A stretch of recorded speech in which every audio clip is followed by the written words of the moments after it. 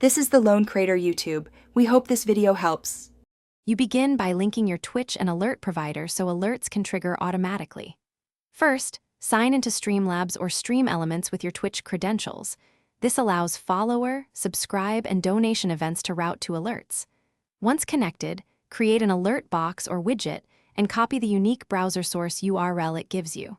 In OBS or Streamlabs desktop, add a browser source and paste that URL, setting the canvas size to match your stream layout.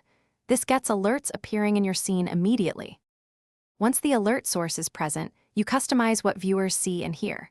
You choose which events to enable, follow, sub, raid, donation, and then upload icons, GIF, or Lottie animations plus matching sound effects. Make sure to set volumes, animation length, and a visible message template that includes variables like name and amount. Next, refine behavior with cooldowns and limits to avoid spam. If you want advanced visuals, add custom CSS or separate browser sources for layered elements so everything aligns correctly. To finish, run through systematic tests so you know everything works on stream. Use the provider's test buttons for each alert type, then watch and listen for proper timing and overlap. Adjust delays and volumes until clean. Save and copy your widget URL and back up any custom assets.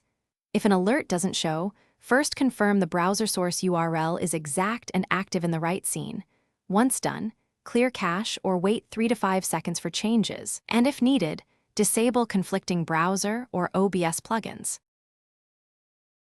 Thanks for watching. Consider subscribing if we helped you.